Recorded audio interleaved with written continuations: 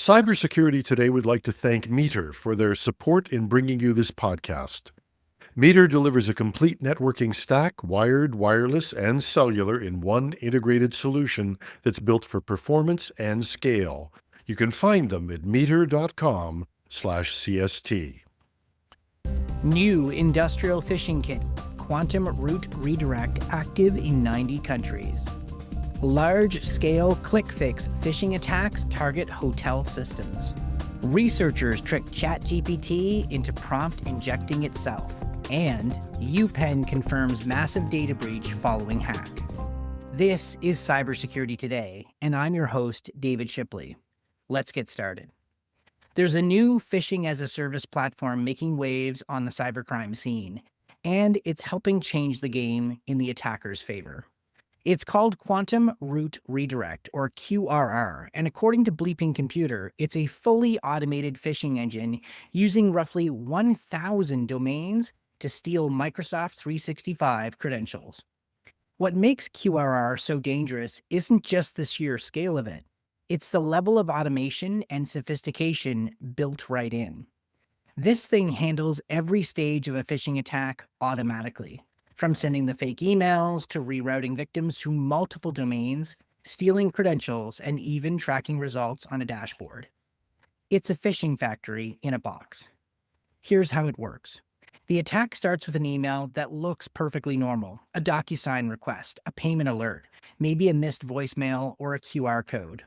But when you click or scan the link, it doesn't just take you straight to a Microsoft login page.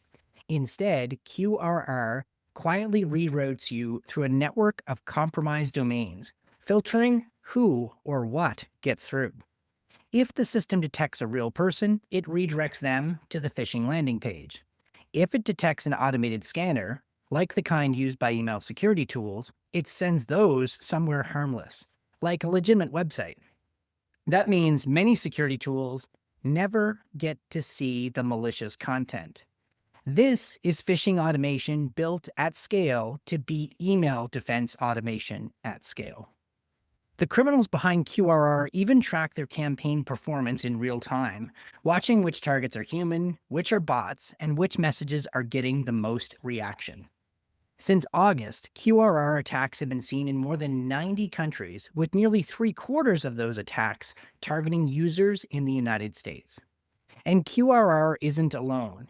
It's part of a growing ecosystem of industrialized phishing services, with names like Void Proxy, Darkula, Morphing Meerkat, and Tycoon 2FA, all designed to make cybercrime faster, cheaper, and easier to scale.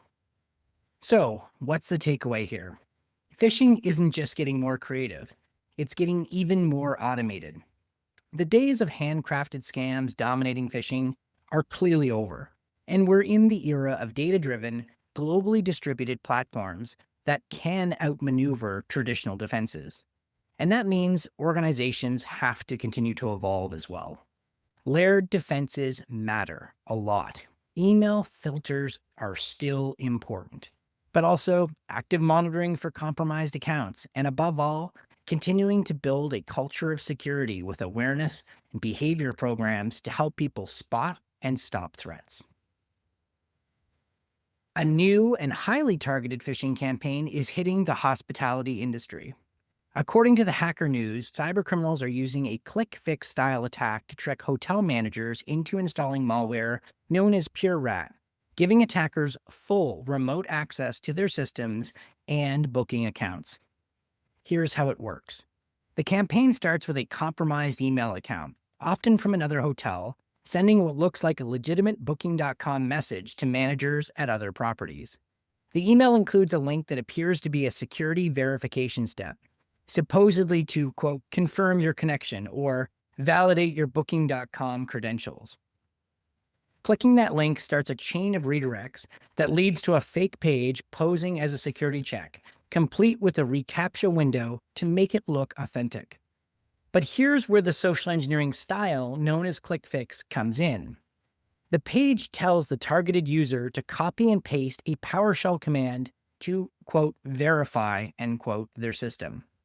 What that command actually does is download a zip file containing a malicious binary, one that sets up persistence on the machine and loads the PureRat malware through DLL side loading. Once installed, PureRat can do almost anything: capture keystrokes, take over webcams and microphones, exfiltrate data, and even act as a proxy for further attacks. And the threat doesn't stop there.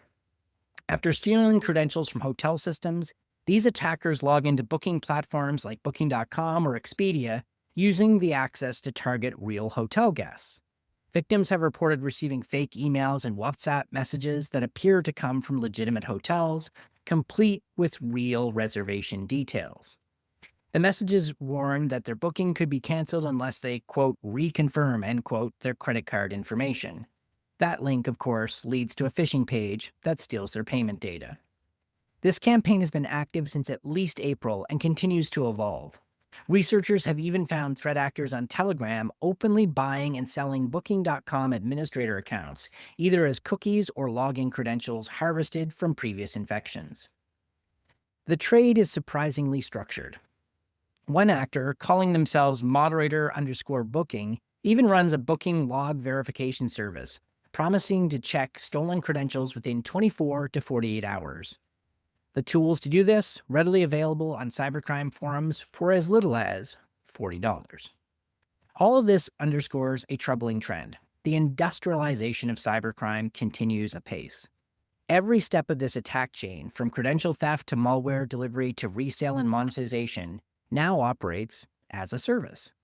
And that means smaller, less skilled threat actors can participate in sophisticated campaigns without ever learning to write a line of code. The latest twist in this click-fix style attack includes video instructions, countdown timers, and even fake user verification counters designed to make the phishing page look even more legitimate. The pages now adapt dynamically to the victim's operating system, showing Windows users how to open the run command and Mac users how to open the terminal, even automatically copying the malicious command to the clipboard.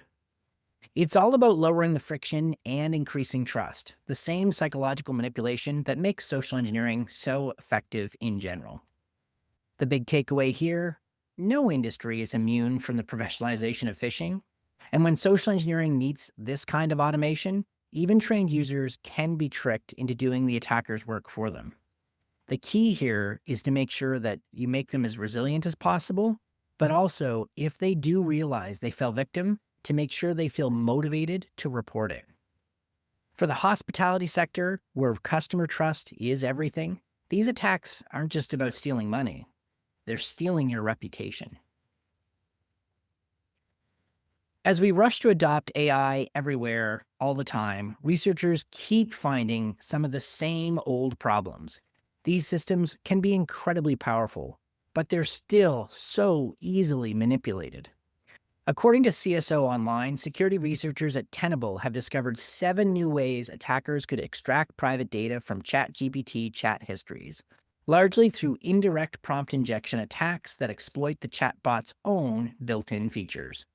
These vulnerabilities were found in the latest GPT-5 model, and while some have been patched, others still work. It's the latest reminder that AI isn't immune to classic security issues. In fact, they seem to be coming with more than their fair share. And, if anything, these new technologies are just reinventing old problems in more complex, layered ways. Here's how this particular attack works. When ChatGPT searches the web or opens a link, it uses a separate system called SearchGPT to visit and summarize web pages. Attackers realize they could hide malicious instructions inside a website's code, maybe in a blog comment or, classically, using invisible text, so that when SearchGPT reads that page, it unknowingly picks up on those hidden commands. That's the first step. The second step is what Tenable calls a, quote, conversation injection, end quote. That's when hidden commands tell SearchGPT to inject another command directly into the user's ChatGPT conversation, tricking ChatGPT into prompt injecting itself. Once that happens, attackers could potentially get access to private information from the user's chat history, things like prior messages or stored context. But how do they get that stolen data out? Tenable found a surprisingly creative way by exploiting how ChatGPT renders markdown text, including image links. An attacker could encode letters as image URLs and monitor which images the chatbot tries to load, allowing them to reconstruct its hidden response one letter at a time. 10 points for cleverness on that one. It's messy, it's slow, but it works. OpenAI uses a safeguard called URL_safe to block suspicious links. But, unsurprisingly, Tenable found that Bing tracking URLs can slip through those filters because Bing's domain is implicitly trusted. Even more concerning, because ChatGPT now has long-term memory, attackers could, in theory, ask it to remember those malicious prompts, making the exploit persistent across future chats. Tenable calls this a, quote, perfect storm, end quote, scenario. And while OpenAI has fixed some of the issues, others remain. AI does not understand intent. It just follows instructions. And in the wrong context, that obedience can and will be weaponized. The larger lesson here is clear. Particularly when it comes to AI in the browser, they are not ready for prime time. Regardless of whether you're using it personally or professionally, these tools can contain massive risk. And always think critically about the outputs of AI and the access AI has to your systems. These companies are so eager to rush new technologies out, they aren't thinking through security clearly. You have to. The University of Pennsylvania has confirmed that hackers stole data from its systems at the end of October after sending taunting emails from official university addresses to alumni and staff.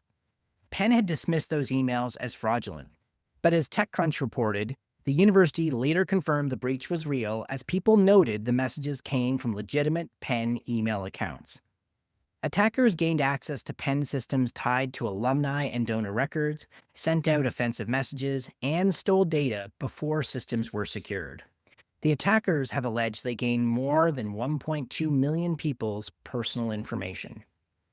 A UPenn graduate has now filed the first of what will likely be many class action lawsuits, claiming the school failed to protect personal information after the hack. According to Penn, the breach began with a social engineering attack. That's concerning enough, but a detail in TechCrunch's reporting raises some even more serious questions about Penn's approach to security. A university employee anonymously told TechCrunch that while Penn requires multi-factor authentication, or MFA, some high-ranking officials were granted exemptions.